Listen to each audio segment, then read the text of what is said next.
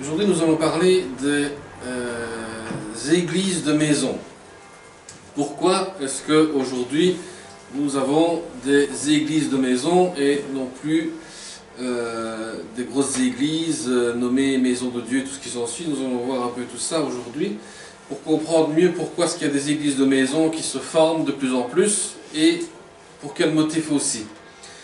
Et dans Matthieu, chapitre 18, verset 20, nous allons lire un verset aujourd'hui qui dit, dans Matthieu 18, 20, « Car là où deux ou trois sont assemblés en mon nom, je suis au milieu d'eux. » Donc, un lieu de réunion, sans inclure aussi la prédication, la parole, comme il y avait à l'époque dans les synagogues, c'est une maison où il y a des croyants qui sont réunis les uns avec les autres. Pour une seule chose, pour être assemblés, donc pour se rassembler tous ensemble dans un seul nom, celui de Jésus-Christ. Et ces églises de maison qui sont formées, qui se forment aussi pour le nom du Seigneur, forment aussi une école. Une école comme lieu de prière, comme regroupement de citations, comme on voit dans les Actes des Apôtres. Vous savez, beaucoup des églises de maison à cette époque-là. On n'allait plus aux synagogues, mais on allait dans les églises de maison. Parce que c'était on n'appelait pas ça une maison de Dieu ou un temps de christianisme, ce n'était juste qu'un petit local, et on n'appelait pas ça non plus une maison de Dieu ou un sanctuaire abandonné, mais c'était un lieu saint, un lieu où Dieu était au milieu de ses croyants. Là où les croyants se réunissent, là était le Seigneur qui s'y mettait. Donc Dieu s'est remarquablement servi de ces églises de maison pour assurer la survie du christianisme. Parce que quand vous voyez le pays, comme la Chine par exemple, est un pays qui interdit carrément l'église elle-même construite. Donc on interdit l'implantation des églises. Et qu'est-ce qui s'est passé en Chine? Eh bien, ils ont fait des églises de maison. Donc les croyants se sont rassemblés tous dans une maison pour écouter la parole de Dieu, pour prier ensemble, parce que la Chine, sous le temps du communisme, ne pouvait pas avoir d'église. Donc on interdisait les églises. Donc ces églises étaient largement implantées dans le pays au début des persécutions, parce qu'il y avait un mouvement qui fait tache d'huile avant la Seconde Guerre mondiale. Et comme toujours, la mise en pratique de la parole de Dieu a des répercussions bénies que l'homme n'aurait pas imaginées. Et à la fois, ce que la parole de Dieu enseigne est très bon, même si on ne comprend pas toujours tout. C'est-à-dire que des fois, si on lit la parole de Dieu, on ne comprend pas tout ce que la parole de Dieu veut nous dire. Mais pourtant, la parole de Dieu est là pour nous bénir, pour nous donner quelque chose de bon, pour nous enseigner, pour nous instruire à quelque chose. Et, toutefois, le modèle de référence à imiter n'est pas cette expérience comme les Chinois ont eu, mais c'est de revenir à ce que dit la parole de Dieu, simplement et directement.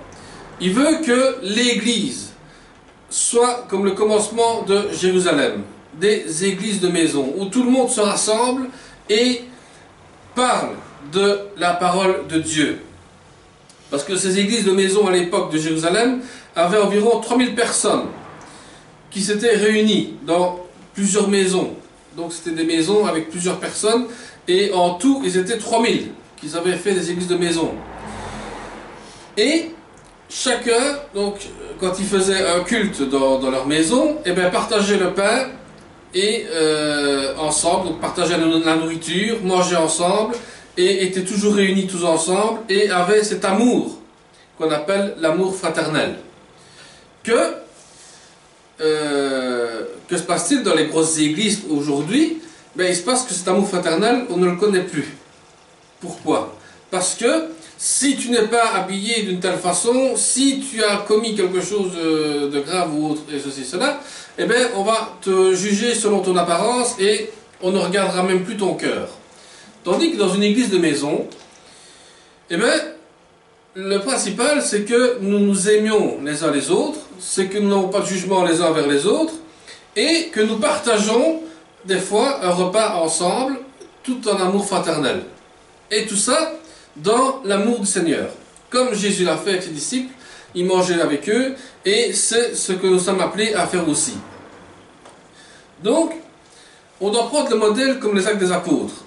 C'est à noter que la vie de l'Église, dans la simplicité, un rassemblement dans une maison d'un croyant, et tout ça fait un fonctionnement économique, aussi par rapport aux grandes églises, parce que, notamment, les grandes églises sont des tailles énormes, et sont aussi pour attirer les hommes, et engloutissent et gaspillent des sommes d'argent considérables, loin de la simplicité évangélique, loin des intérêts réels du Seigneur. C'est-à-dire que le problème qui se passe, c'est que dans les églises de maison, nous sommes tous rassemblés pour écouter et entendre la parole de Dieu. Nous faisons des fois des économies, on ne loue pas un local, donc c'est déjà ça qu'on a l'avantage d'avoir, c'est qu'on a un local assez pour réunir assez bien des membres pour pouvoir écouter la parole de Dieu, et nous ne sommes pas comme ces grosses églises qui dépensent de l'argent pour attirer la foule. Parce que j'ai connu une fois, et j'avais un professeur à la faculté de théologie qui me disait, il y a des églises qui se sont mis dans les dettes pour faire venir un homme du Québec. Un homme très connu du Québec, qui était venu ici à Liège, et avait attiré plus de 6-7 000 personnes qui sont venues pour voir cet homme-là, parce que c'est un homme qui, quand il prêche, ça parle de prospérité, de choses, de tout ce que les gens aiment bien. Et cet homme-là, eh bien, quand il vient, il te demande au minimum, je dis bien au minimum, 1 000 € par église qui doit être payé, parce qu'il veut être payé quand il vient, donc il veut 1 000 € par église minimum. Donc, s'il y avait au moins 15 ou 20 églises qui sont venues, donc ils ont des 1 000 € chacun. Deuxièmement, il demande un hôtel, pas n'importe lequel, c'est un hôtel 5 étoiles, parce qu'il faut qu'il soit à l'aise dans l'hôtel, il faut qu'il ait un bureau dans sa chambre, il faut qu'il ait une douche, il faut qu'il ait un lit pour lui tout seul. Il lui faut un chauffeur pour venir le chercher, pour le conduire. Il lui faut 2 gardes du corps, parce que c'est un homme connu, donc il faut quand même des gardes du corps. Et ensuite, il ne faut pas une petite salle, il faut une grande salle, comme le palais des congrès qu'il a voulu prendre, parce que c'est assez grand, c'est assez large, parce qu'il faut une chorale aussi, pas n'importe quelle chorale, il faut que ce soit des gospels qui doivent venir, il faut que ce soit vraiment le gros truc évangélisation, et les gens payent, donc l'église paye tout ça, et puis ensuite, ils demandent encore une offrande 2 fois, une fois le matin, une fois l'après-midi, parce que on ne sait jamais si des gens sont partis le matin ou qui viennent l'après-midi, donc ils demandent tout ça, et tout ce qu'il a attiré, ce n'était que des personnes. Et les églises, donc, se mettent dans le rouge et dépensent de l'argent pour rien. Au lieu de dépenser cet argent à pouvoir acheter, par exemple, de la nourriture pour ceux qui sont dans le besoin. Pourquoi pas acheter des choses qui sont dans le besoin, pour ceux qui sont dans le besoin, acheter des choses qui ont besoin. Et partager ça avec les membres de l'Église. Et non pas faire venir des gens de loin pour leur faire payer des sommes astronomiques et puis les gens après ne s'en sortent plus. Donc, nous devons chercher à retrouver la grandeur extérieure de l'Église, donc ne pas tomber comme le judaïsme, mais inversement pousser avec force aux églises de maison en justifiant surtout d'être simple et d'être une église de maison avec sincérité. Ça, c'est notre but. Ça, c'est notre appel. Ça, c'est notre besoin que nous avons. Mais le danger réel des églises de maison est le suivant. Certains croyants réalisent qu'ils sont dans une communauté dominée par un homme, et non une conduite par le Saint-Esprit, ni réalisant la vie du corps de Christ. Si c'est quelqu'un qui gère une église de maison seulement pour lui, et que les gens doivent venir seulement que pour lui, eh bien, c'est une église qui est morte, parce qu'il ne cherche pas le Saint-Esprit. Si c'est une église de maison, là où on prie, là où on lit la parole de Dieu, là où on fait des fois un débat tous ensemble sur la parole de Dieu, et que l'on recherche tous ensemble le Saint-Esprit, là nous sommes une église de maison reconnue par le Seigneur, parce que nous cherchons à connaître et à savoir qu'est-ce que la parole de Dieu veut nous dire et quelles sont les réponses que l'on cherche aussi dans la parole de Dieu. Donc, il ne faut pas confondre non plus l'aspect matériel du local de réunion et l'aspect spirituel du principe de rassemblement. C'est-à-dire que le besoin matériel, c'est qu'il nous faut un local. Dès qu'on a un local qui est chauffé comme ici par exemple, on a bon avec le froid qu'on a eu, n'est-ce pas Noël? on a bon, donc nous sommes bien installés. Ça c'est déjà le principal. Mais ce qui est encore plus, ce qu'il nous faut encore le plus, c'est l'aspect spirituel. C'est comment est-ce que nous enseignons la parole de Dieu et comment est-ce que nous prions aussi pour que le Seigneur agisse dans nos cœurs et dans nos vies. Parce que être réunis tous ensemble, c'est bien, mais il faut aussi que chacun de nous soit à la recherche du Seigneur, soit à la recherche de quelque chose de spirituel. Parce que au verset 19 par exemple, il dit ici: je vous dis encore que si deux d'entre vous s'accordent sur la terre pour demander une chose quelconque, elle sera accordée par mon Père qui est dans les cieux. Donc, si on demande vraiment quelque chose au Seigneur dans le nom de Jésus-Christ, eh bien, nous aurons ce que nous avons demandé. Mais tout ça, évidemment, dans le nom de Jésus-Christ. Donc, l'Église en elle-même n'est pas un bâtiment matériel en pierre, car selon l'enseignement de l'apôtre Pierre lui-même, la maison de Dieu est une maison spirituelle, faite de pierres vivantes, qui sont donc les croyants. Donc nous sommes l'Église nous-mêmes, nous sommes une Église. Parce que l'apôtre Paul dit même aussi que nous sommes le temple du Saint-Esprit. Donc si nous sommes le temple du Saint-Esprit, si nous nous rassemblons tous ensemble, eh bien nous formons une Église.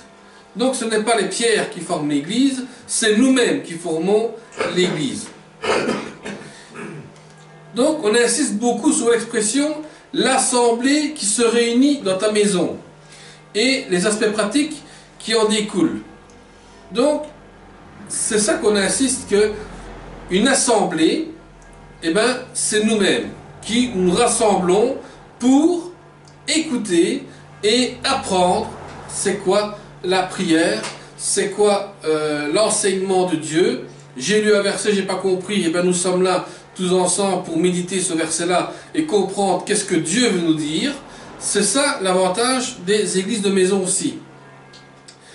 Donc il y a aussi l'enseignement dans l'église de maison. L'enseignement sont les commentaires bibliques aussi. C'est le contenu de l'évangile prêché, la formation des serviteurs. C'est-à-dire qu'il y en a qui sont formés pour pouvoir enseigner. On n'enseigne pas la parole de Dieu comme on l'entend. Parce que des fois, il y a des gens qui profitent comme ça, il y a des faux pasteurs comme ça qui profitent avec des gens qui ne connaissent pas la parole de Dieu. Ils lisent un verset et puis ils parlent selon leur avantage à eux et ce qui plaît aux hommes. Et alors là, vous voyez les gens qui sont là, amen, alléluia, cet homme-là il parle bien, ça m'a touché. Mais faites compte, quand tu lis la Bible et tu commences à comprendre qu'est-ce que la Bible a voulu dire quand le pasteur a prêché là-dessus, et bien tu te fais avoir et tu te dis, ben, je me suis vraiment fait avoir parce que ce n'était pas ça du tout ce qu'il voulait dire. Je parle de ça parce que j'ai eu le coup une fois, dans une église, j'avais écouté un pasteur, quand j'ai écouté, je mangeais ses mots tellement qu'il parlait bien, tellement qu'il était bien guidé dans ce qu'il disait. Et puis quand j'ai la parole de Dieu, mais je me dis, mais il est carrément à côté de la plaque. Ce n'est pas ce qu'il disait. C'était carrément à côté.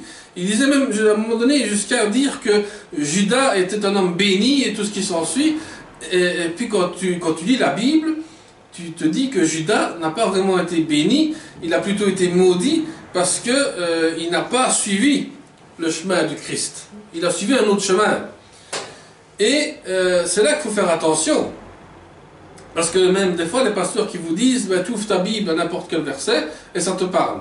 Et bien une fois, il y en a un qui m'a dit, tiens, une fois j'ai ouvert ma Bible et il était marqué, comment est-ce qu'il m'avait dit encore, ah oui, je ne sais plus de quel verset qu'il m'a dit, fais ceci et tu seras béni, un verset comme ça. Ah non, on parle de Judas, voilà, Judas s'était pendu. Voilà, il me dit, j'ai lu un verset et Judas s'est pendu. Voilà, le verset qu'il a lu. Ok, d'accord. Oui, puis après, le lendemain, il rouvre sa Bible, il nous tombe sur un verset, et toi fais de même. Alors il me dit, qu'est-ce que je dois faire? Je dois faire comme Judas? Je dis, tu n'as rien compris. Je dis, toi fais de même, c'était quand Paul dit, toi fais de même, convertis-toi aussi à Christ. Quand Judas s'est pendu, on ne t'a pas demandé d'aller te pendre. Donc c'est ça qu'il faut faire attention quand on ouvre notre Bible, c'est de ne pas lire les versets n'importe comment, et de mettre en pratique aussi n'importe comment. Il faut savoir méditer la parole de Dieu, savoir la comprendre, savoir ce qu'elle veut nous dire. Donc, comment connaître la parole de Dieu et son application? Il y a une importance, c'est d'avoir d'abord une connaissance de la parole de Dieu. Et ensuite vient une intelligence spirituelle qui nous saisit à comprendre et nous donne la sagesse d'appliquer ce que nous avons lu. Donc, quand on lit la parole de Dieu, eh bien, nous avons une intelligence spirituelle qui vient pour vous faire comprendre ce que vous êtes en train de lire et ensuite l'appliquer dans notre vie pour faire la volonté de Dieu. Mais il y a un danger aussi pour ceux qui ont une faible connaissance. Donc, il faut que l'instruction que vous avez reçue soit un enseignement élémentaire. C'est-à-dire que quand on vous enseigne la parole de Dieu, qu'elle soit bien enseignée selon ce que la Bible dit, et non pas ce que l'homme dit. Parce que des fois, nous pouvons voir certains pasteurs ou autres qui prêchent l'évangile. Des fois, j'ai déjà vu des pasteurs qui prêchaient l'évangile sans Bible, parce qu'ils avaient les versets en tête, donc ils prêchaient comme ça avec les versets en tête, et les gens sont là, ils disent oui, amen à tout, mais ils n'ont pas compris que c'est l'homme qui parlait et ce n'était pas l'esprit qui parlait. Donc c'est là qu'il faut faire attention. Ce qu'il faut faire vraiment attention, c'est que le Saint-Esprit soit toujours présent dans l'assemblée là où nous sommes. Donc, Tite 2,7 lui fait comprendre que l'enseignement devrait avoir 3 caractères. 1, c'est la pureté de la doctrine. Important que la doctrine ne soit pas mélangée d'éléments douteux ou étrangers.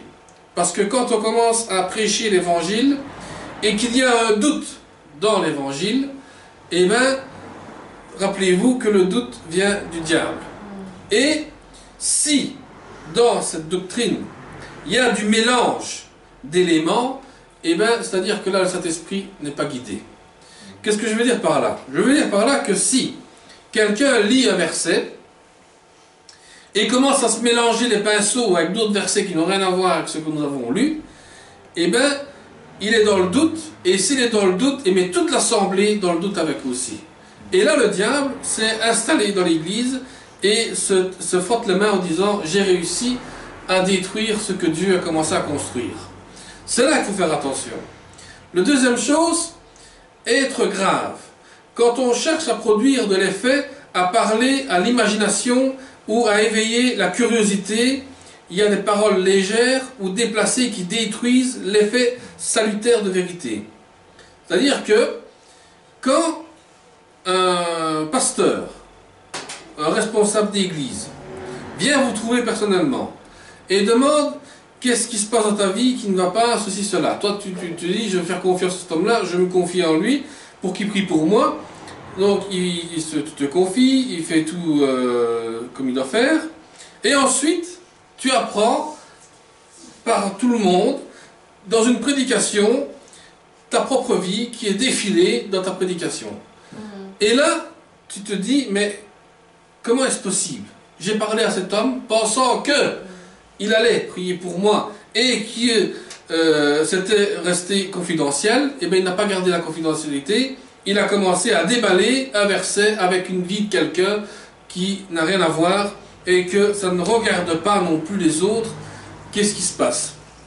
C'est ça que certains pasteurs doivent faire attention à veiller à cela, de ne pas éveiller la curiosité des personnes. Bien souvent, on éveille la curiosité aussi quand on prie. Quand on fait une prière, généralement, on ne doit pas dire nos problèmes personnels devant tout le monde dans la prière. Pourquoi? Parce que l'autre qui est là écoute ta prière et se dit, ah, tu vois, celui-là, il a un problème. Puis l'autre va raconter à l'autre, que l'autre va raconter à un autre, et puis la version change de bout à bout. Si je dis quelque chose à ma femme maintenant, elle va dire à ma mère après, elle va dire à mon père, lui va dire autre chose, et puis l'autre va dire autre chose, l'autre va dire autre chose, et puis ce que j'ai dit n'était pas vrai. Pourquoi? Parce que on mélange tout. Et parce qu'on est tellement curieux, qu'on va mettre des trucs encore en plus de ce qui ne sont pas juste dedans. Donc, quand on fait une prière, c'est demander à Dieu toujours qu'il nous guide par son Saint-Esprit, que sa parole soit guidée, que sa parole nous parle. Ça, ce sont des prières qui sont efficaces dans l'Église. Et non pas dire, Seigneur, pardonne le frère qui m'a insulté ou autre, ceci, cela, je ne suis pas comme ça, je ne suis pas ceci, je ne suis pas cela. Ça ne regarde pas les autres. Ça vous regarde vous personnellement. Ça, c'est une prière personnelle à faire chez vous. Dans l'assemblée, on prie pour tout le monde, que chacun de nous soit béni, que chacun de nous soit enseigné, et que chacun de nous puisse comprendre qu'est-ce que la parole de Dieu veut nous dire.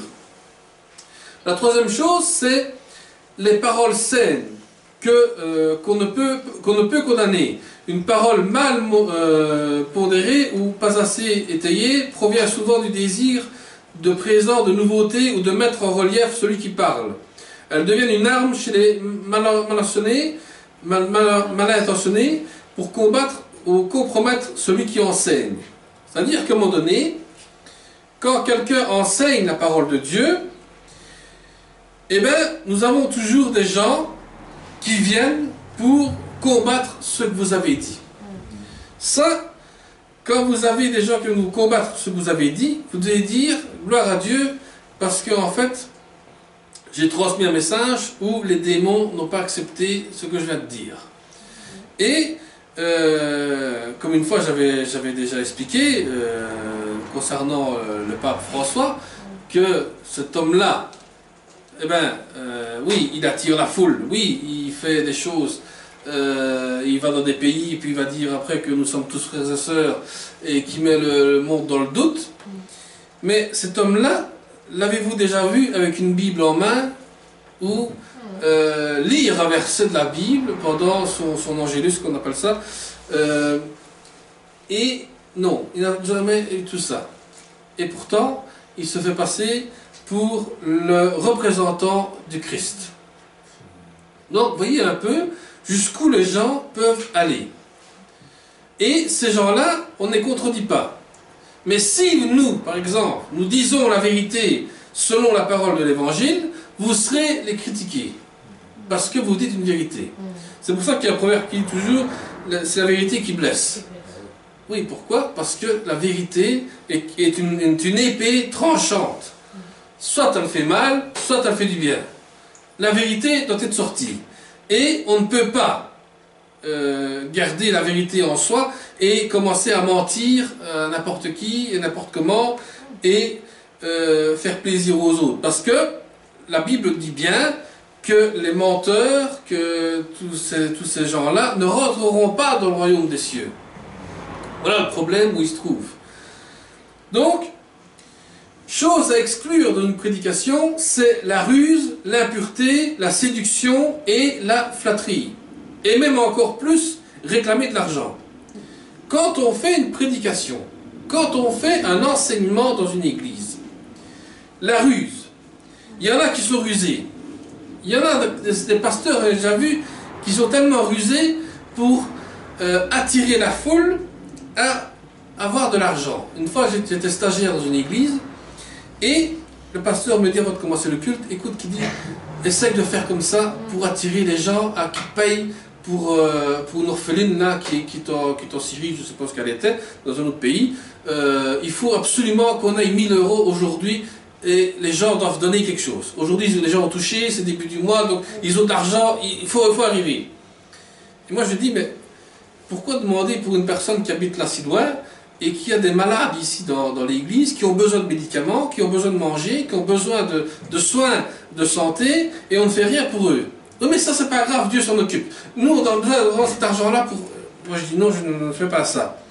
Alors aussi, il y a ceux qui sont dans la séduction.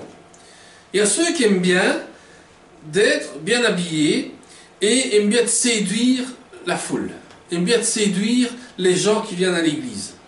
Et ensuite, là, tout ça, tous ces gens-là, donc la ruse, la pureté, séduction, flatterie, et bien tous ces gens-là viennent vous réclamer de l'argent. Et quand on vous réclame de l'argent, et bien ça devient un danger.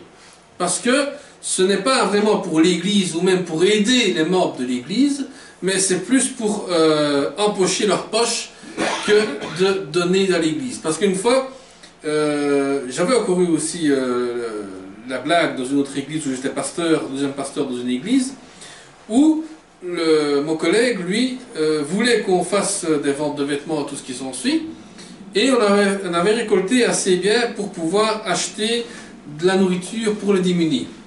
Et qu'est-ce qu'il a fait? Il a pris cet argent-là et il est parti en vacances avec. Et alors nous sommes retrouvés sans argent pour acheter pour les démunis. Mais Dieu, dans ces cas-là, ne laisse pas passer certaines choses. Pour nous, on dit, mais voilà, il est parti avec l'argent, qu'est-ce qu'on va faire? On sacrifier tout ce qui s'ensuit. Eh bien, Dieu, tôt ou tard, a commencé à travailler. Il a puni de quelque chose de très grave. Il a touché ses enfants d'une maladie qu'on ne sait pas guérir. La fille a tourné dans un tourment qu'on ne sait plus s'en défaire. Tant qu'il ne se repentit pas, eh ben, ses enfants seront toujours punis. Donc c'est pour vous dire qu'on ne joue pas et qu'on ne se moque pas de Dieu. Parce que tôt ou tard, arrive que nous sommes punis sévèrement par l'Éternel. Et ça, la Bible le dit clairement. Donc, une prédication de l'Évangile à des intellectuels connaissant rien des choses de Dieu, par exemple aussi, nous avons des gens qui ont fait l'université, qui connaissent plein de choses, mais qui ne savent rien de Dieu. Tu peux faire la faculté de théologie, oui, tu peux la faire, sans problème. Mais la faculté où je suis, on nous dit souvent, tu peux être théologien, sans problème. Mais le problème est que si tu n'as pas le Saint-Esprit, tu n'enseigneras pas des choses concrètes de Dieu. Il te faut absolument le Saint-Esprit pour pouvoir enseigner ce que la parole de Dieu veut nous dire. Parce qu'il faut avoir un témoignage de la création de Dieu et aussi la responsabilité de l'homme envers son Créateur. Et Paul aussi dit qu'il faut toujours se repentir. Nous avons toujours besoin de nous repentir devant Dieu. Même un serviteur de Dieu doit se repentir devant Dieu. Parce que bien souvent, vous avez des pasteurs, des serviteurs de Dieu qui vous parlent de repentance, ou de vous repentir, parce que sinon vous allez en enfer et tout ce qui s'ensuit, mais eux-mêmes ne sont même pas repentis. Et pourtant, c'est eux qui annoncent la repentance. Donc, c'est là qu'il faut faire attention. Moi, je me repens tous les jours. Oui, dans mes prières chaque jour, je me repentis. Parce que je ne sais pas si j'ai commis quelque chose de grave ou pas. Des fois, on ne se rend pas compte qu'on fait du mal à quelqu'un ou autre, mais on demande à Dieu le pardon et que ces choses ne se reproduisent plus. Et ensuite, on peut transmettre ce message aux autres et dire, voilà, mes frères et sœurs, la repentance est importante. Parce que nous devons nous repentir chaque jour, parce que nous avons commis des choses qui ne sont pas justes devant certaines personnes. Et si ce n'est pas juste devant certaines personnes, ce n'est pas juste devant Dieu non plus. Parce que nous sommes des créatures de Dieu. Donc, l'importance de transmettre aux générations suivantes ce que nous avons appris du Seigneur, c'est une relation entre générations. Donc, nous devons avoir une bonne relation tous ensemble. On doit demeurer dans les choses qu'on a apprises par Dieu et non pas suivre des traditions. Parce que beaucoup d'églises suivent des traditions. Si on voit aujourd'hui, nous sommes au mois d'avril, et le mois d'avril c'est le mois de la Pâque. Et les gens, dans certaines églises, sont là en train de faire la tradition de la Pâque. D'abord c'est la fête des rameaux, puis c'est le chose de Pâque, enfin toutes ces choses-là. Donc c'est une tradition. Une fois dans une église, on m'a dit ah, c'est Pâques, il faut que tu fasses un message sur la Pâque, ceci, cela. Je dis mais écoute, je ne fais pas de message de ce que l'homme me demande, je fais un message selon ce que Dieu me demande de dire. Si tu n'es pas content, ben, moi c'est le même prix. Moi je dis ce que Dieu dit, je ne dis pas ce que l'homme veut entendre. Donc nous devons être mis en garde contre les dangers des prédications basées sur la sagesse humaine. Parce que c'est un danger de mettre en avant des hommes de haute renommée, comme des stars, des chanteurs ou tout ce qui s'ensuit. Des fois, on aime bien de mettre en avant des pasteurs qui prêchent bien aux autres, et on oublie que c'est Dieu qui se sert de nous tous, pour parler de la parole de Dieu. Donc il n'y a pas qu'un seul pasteur, il y en a plusieurs d'entre nous qui sont capables d'enseigner ou capables de pouvoir expliquer la parole de Dieu. Parce que nous sommes des instruments de Dieu. Donc, le rôle du Saint-Esprit sert à nous communiquer des paroles spirituelles et aussi recevoir ces paroles dans notre cœur. Et l'apôtre Jean, lui, disait que ceux qui parlent selon les principes du monde peut être écoutés du monde. Donc, si on parle seulement des choses du monde, donc de ce que l'on vit aujourd'hui, et non plus de la parole de Dieu, eh bien les gens s'écartent de la parole de Dieu. Parce que bien souvent, on ne parle plus assez de la parole de Dieu. On ne parle plus assez du sacrifice du Christ. On oublie le retour du Christ aussi. Parce que 2000 ans avant sa naissance, les prophètes disaient vous allez avoir un Messie qui va arriver sur terre. Les gens, on s'en fout de ce que tu dis. Tu peux toujours parler, ça ne nous intéresse pas. Quand le Christ est venu, on l'a crucifié. Le Christ est ressuscité. Et il dit je vais encore revenir encore une fois rechercher son Église. Et alors là, les gens sont encore aujourd'hui en train de dire oui mais c'est encore des histoires qu'on nous raconte. Mais le jour où ça va venir, on va tous être surpris. Parce que la Bible est très claire là-dessus. L'apôtre Jean a vu les visions du retour du Seigneur. Donc c'est ça qui est important, que nous devons toujours nous réunir dans le nom du Seigneur pour pouvoir avoir l'aide du Saint-Esprit et continuer dans la marche de Dieu et comment Dieu veut aussi que nous avançons. Voilà. Nous allons prier pour conclure.